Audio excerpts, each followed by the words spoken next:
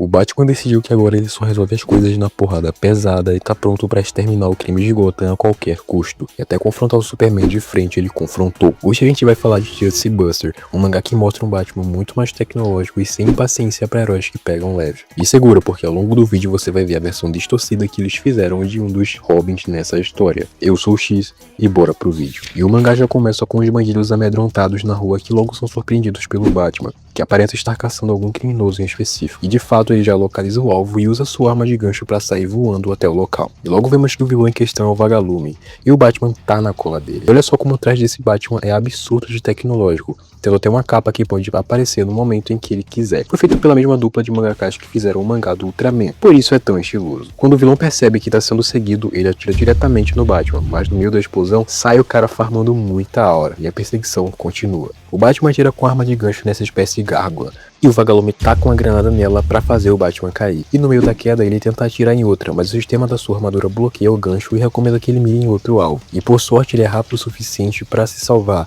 e ativa sua capa maneiraça pra planar em direção ao vilão. O Vagalume já começa a fazer aquele discurso básico de vilão e diz que o Batman precisa cuidar da manutenção de seus equipamentos.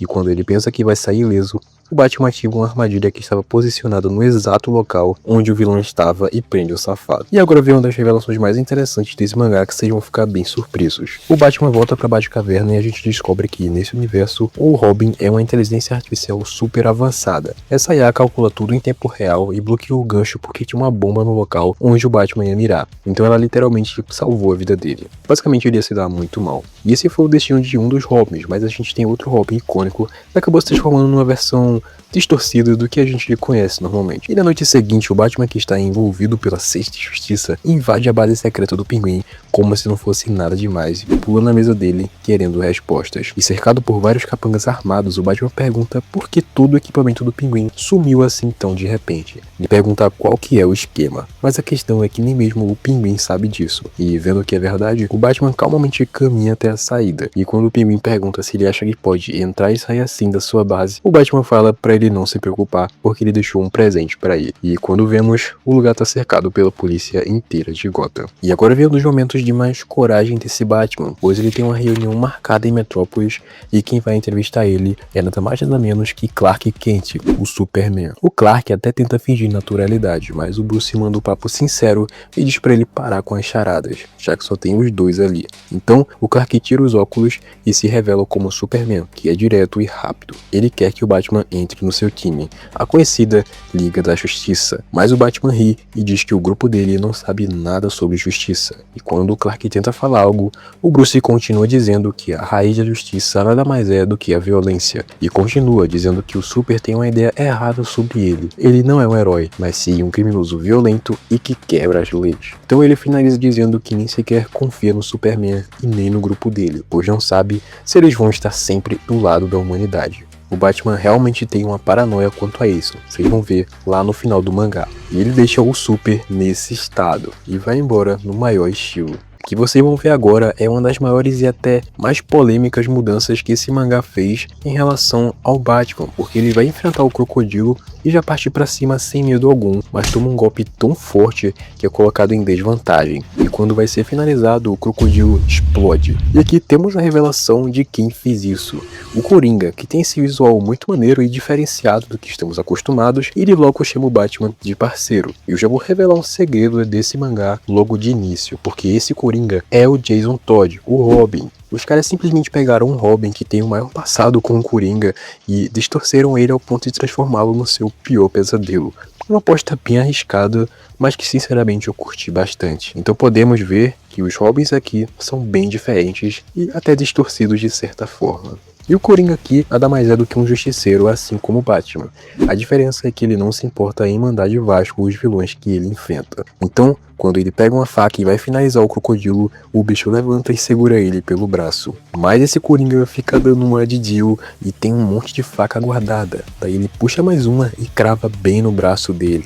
E coloca mais duas na perna logo quando se liberta. Daí só resta o Batman ir e finalizar com uma corda elétrica que faz ele cair. Mas mano, depois de tudo isso, ele ainda tá consciente e fala que vai pegar o Batman, só pra tomar um chutão na cara logo em seguida e apagar de vez. E mano, nem o Batman sabe de onde esse crocodilo veio, e do nada chegam esses fãs do Coringa, mostrando que o cara é bastante popular em Gotham, até mesmo mais do que o Batman. E naquela noite, o Batman se encontra com Gordon, e pergunta se ele sabia algo sobre o crocodilo, que atualmente já está preso em Blackgate após aquela luta. E após descobrir mais sobre o seu passado, o Batman também descobre que alguém deu ordens específicas para ele eliminar o Homem-Morcego. E mano, agora você tá prestes a presenciar outro momento insano do mangá, da mesma forma que você fica insano quando deixa o like no vídeo e começa a emanar aquela aura de Guerreiro Saiyajin. Então adianta aí, porque você vai ver a cena que eu considero a mais insana desse mangá até agora, porque o Batman e o Coringa, por mais que o Batman não o considere como parceiro, estavam juntos ali prendendo o Charada com aquela corda elétrica do Batman e prestes a enviá-lo ali para o asilo Arkham.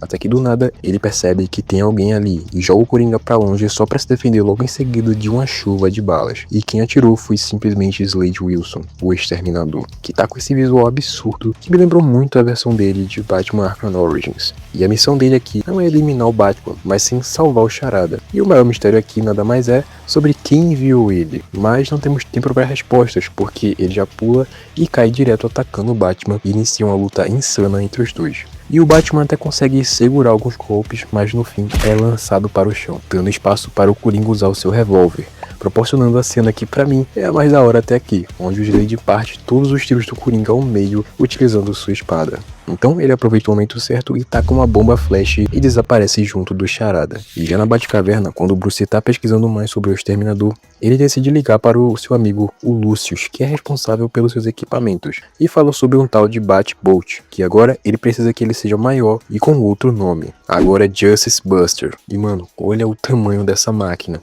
Absurdo. E, de repente, temos uma visão de uma Gotham toda destruída. O Coringa e o Gordon já foram contratados pelo Vasco e o Batman está ajoelhado, cansado e com a máscara quebrada. E quando ele olha para cima, vê simplesmente ele, o Superman. E ele foi o responsável por toda essa destruição de Gotham. E quando o Batman pergunta por que ele fez isso, o Superman basicamente diz que essa é uma cidade sem salvação. Todos os moradores dela eram de certa forma culpados pelo estado atual dela. E mesmo o Batman tentando argumentar contra ele, é impossível, pois o Superman considera todos ali extremamente inferiores a ele, seres surpreendentemente frágeis, e que agora, em nome da justiça, ele vai explodir tudo. Então ele lança seu raio no Batman e quando tudo parece perdido, percebemos que aquilo era tudo um pesadelo do Bruce. E rapaziada, aqui nós temos a apresentação do Duas Caras, que como qualquer vilão do Batman nesse quadrinho, é bem doido da cabeça. Mas agora eu quero saber se eu devo ou não trazer a parte 2 desse vídeo. E para isso, basta vocês comentarem aí, deixem um like e se inscrevem no canal para eu saber que deu certo, beleza? Então é isso, e até mais.